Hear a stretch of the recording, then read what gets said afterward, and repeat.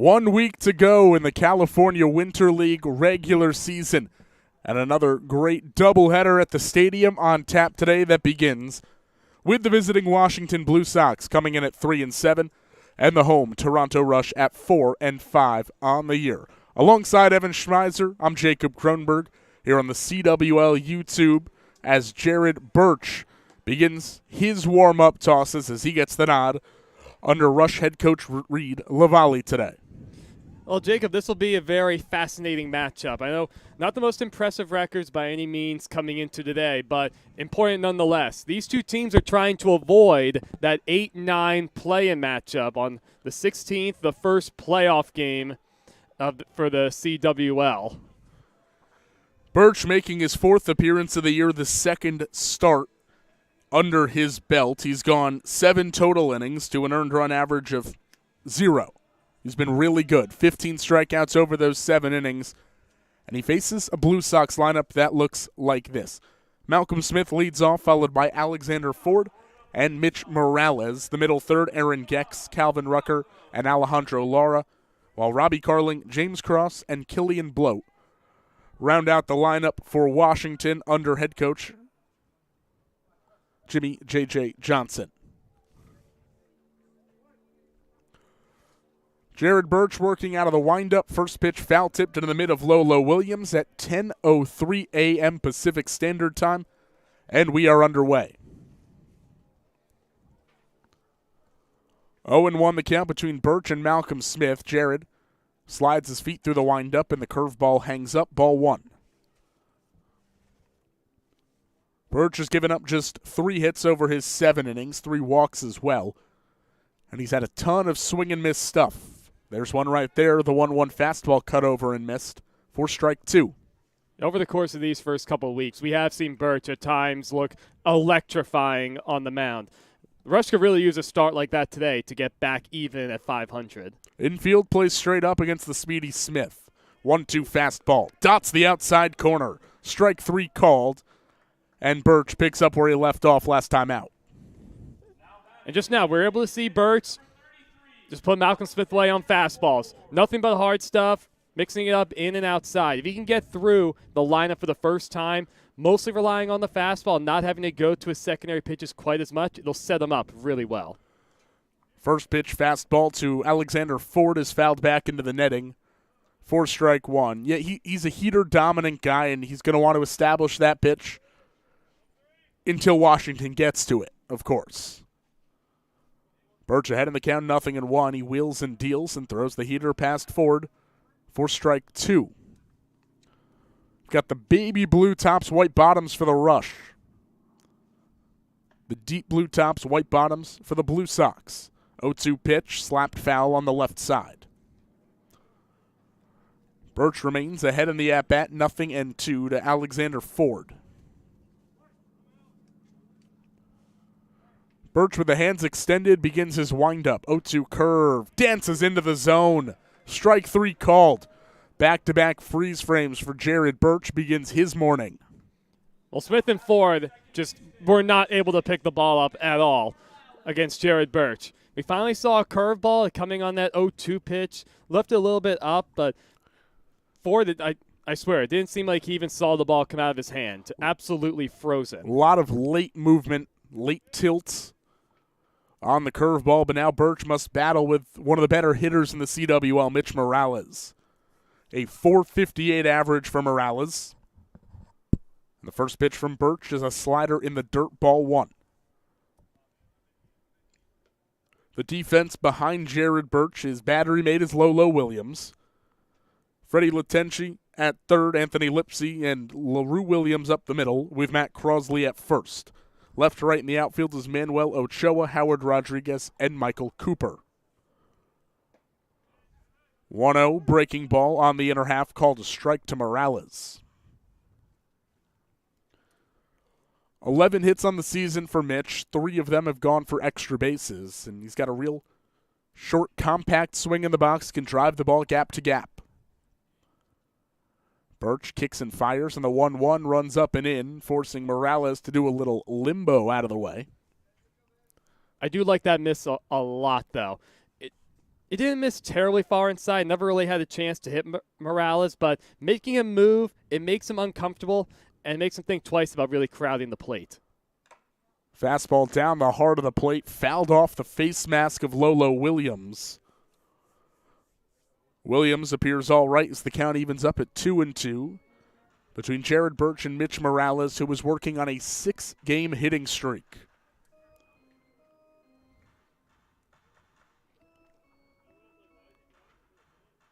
Every game he's played in the month of February and a few before that at the end of January, he's gotten a base knock or two.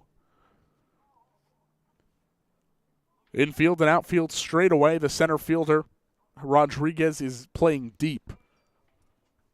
Birch working. Starts on the third base side of the rubber, now moves to the first.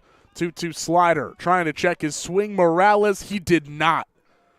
A 1-2-3 inning for Jared Birch as he strikes out the side in the top half of inning number 1. Scoreless as we go to the bottom half of the frame after this.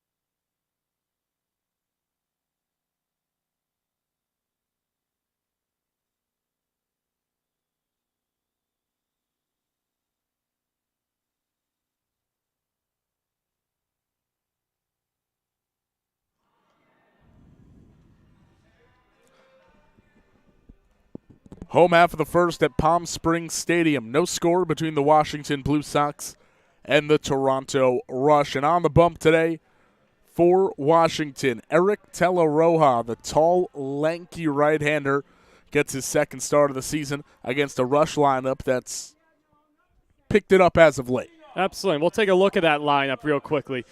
Anthony Lipsy will lead off as he digs into the right-handed batter's box. Manuel Ochoa hits second, followed by the all-world Michael Cooper. Howard Rodriguez bats in the cleanup spot. Matt Crossley hits fifth. Freddie Latenci is in the sixth hole. LaRue Williams bats seventh, followed by Noah Lashley, the designated hitter.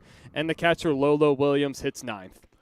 Here's Lipsy in the box as he takes a fastball on the inner half, called a strike from Eric Telaroja. One game started on the year for Washington. Got the loss, going 3 innings. Gave up 2 hits and 3 earned runs.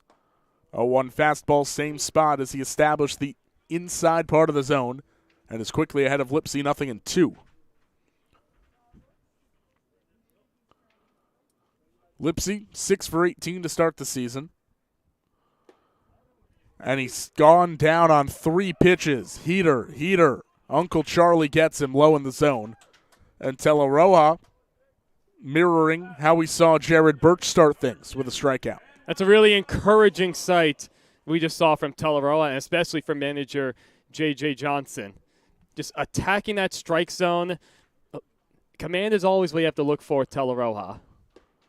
It's a hard throw in righty. as he pierces the knees with a fastball. Strike one called to Manuel Ochoa. Starts on the first base side of the rubber does Teleroja. A high hand set about ear high. Tight leg kick, and then he hits Ochoa. There's the command you talked about. Struggled, walked 3, hit a couple in his first game on the bump. As he hits Ochoa as just the second batter of the game. Something I'm also going to keep an eye on is how Robbie Carling behind the plate will be able to receive Teleroja. Is a guy we have not seen catch a whole lot. He's capable, of course, not his primary position, but Teleroja is just, he's a difficult guy to catch. He throws hard, of course.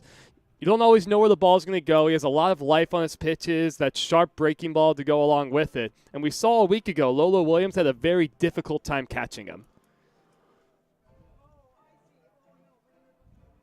Yeah, Carling, you said not a primary catcher. This past season in the Frontier League, played a lot of second and third base for the Empire State Grays. Michael Cooper digs in. Left-handed hitting, right fielder today. Teleroja out of the stretch. First pitch, fastball misses down and out, kicks away from Carling. But Ochoa couldn't see it, and he stays put at first. That's exactly what I'm talking about. Not a pitch that misses by a terrible amount, but just the amount of life and how hard he throws. It's going to be a battle for Carling back there. Everything seems to move arm side for Teleroja. Ochoa, a short lead off first, and the 1-0 is popped up foul behind home plate. Out of play it goes. You mentioned Carling behind the plate. Let's take a look at the rest of the Blue Sox defensive alignment. Calvin Rucker at first, Mitch Morales and Alejandro Lara up the middle. James Cross plays third, left to right in the outfield is Killian Bloat, Malcolm Smith, and Aaron Gex as Teleroja steps off and watches Ochoa back into the bag. In at third is Cross. Ochoa runs. Breaking ball in for a strike. Carling's throw late. Skips over the glove of a covering Lara. Good backup there by Morales. But it's a stolen base for Manuel Ochoa. And Toronto has a man in scoring position in a 0-0 ball game. It's a heads-up play on the part of Ochoa. Teleroja wasn't really paying much attention to him. He can be pretty deliberate towards home plate. We just saw that very high leg kick. So he's a guy you can run on. And an early RBI opportunity for Michael Cooper. And our second conversation of the inning between Carling and Teleroja. Cooper, 8 for 22 on the season. A double, a triple, and 6 singles. But he's driven in 6 runs. Teleroja off the first base side of the rubber, sets high. 1-2 breaking ball. Spins just around that outside corner. And misses for ball 2. Cross a few steps off the bag at third. The shortstop, Lara, plays behind the runner Ochoa. A check on Ochoa. Teleroja's 2-2, runs away, ball 3. Full count now to Michael Cooper. We've got no score, home half of the first between the Rush and the Blue Sox. Toronto trying to break the ice early. Smith out in center field, shades toward right. A lot of room in the left center gap. Couple looks at Ochoa, now the payoff. Breaking ball, skied high down the left field line. Sprinting out the third baseman Cross, he's the closest to it, but it lands foul in the Rush bullpen. Depending on how you look at that play, it could almost be a bit of a break for the Blue Sox if that ball wasn't caught in foul territory down the third base line. Nobody was covering third, so it could have been an easy walking tag up for Ochoa from second. Though I'm sure they'd like to get Cooper any way they can. That's a good point, too. That is an important second out. Count remains full to Cooper, who digs back into the box.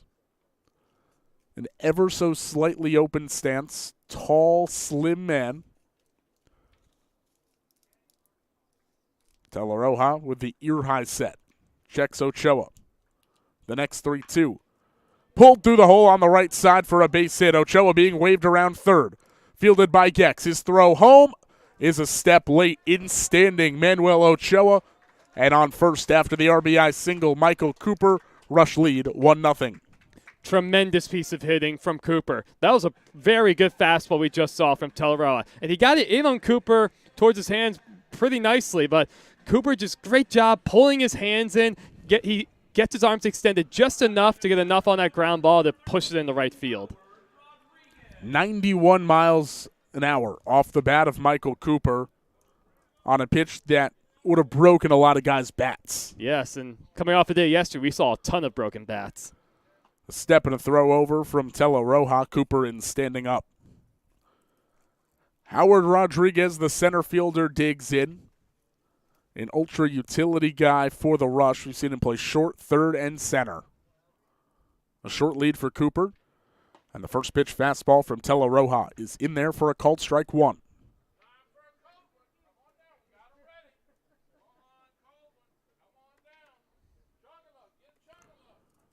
Right on right the matchup. Rush in front 1-0 here in the first, looking for more. The 0-1 fastball misses low in the dirt, but handled by Carling.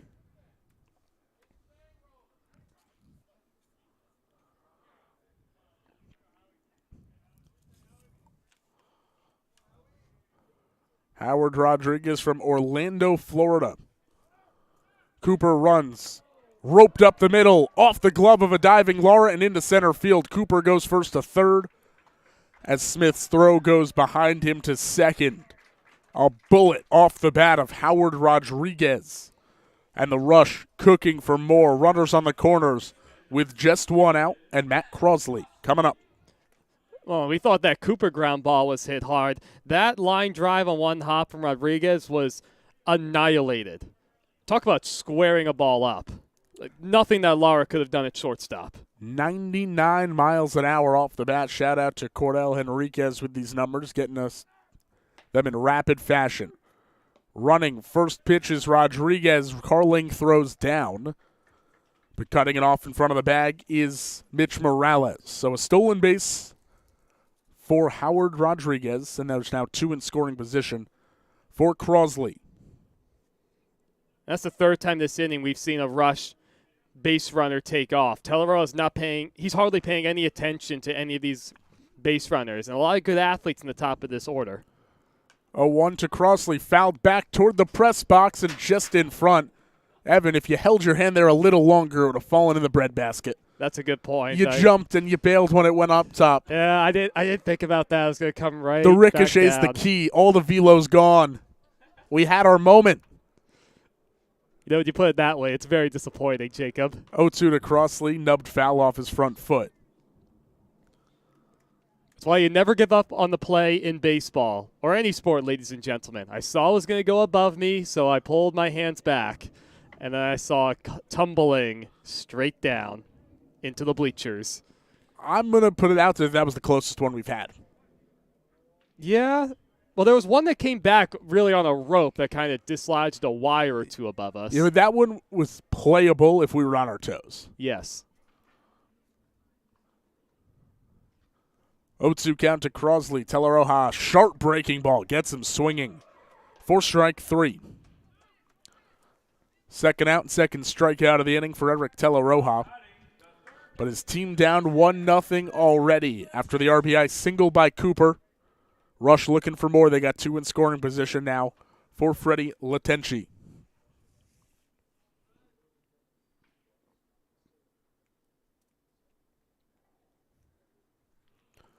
First pitch breaking ball as Latenci swinging out of his shoes for strike 1.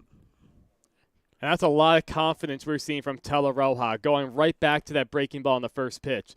When he's able to command it like that to righties, that's an unhittable pitch. Latenci coming off a senior season at York College, where he hit .256 with a .336 on-base percentage as he fouls one away. for strike two.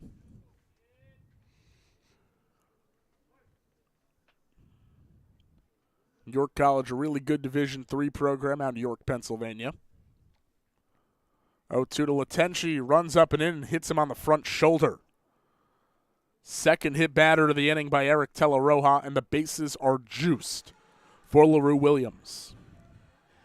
Obviously, the last thing you want to do is hit a guy on an 0-2 count, but that one really came out of nowhere to me.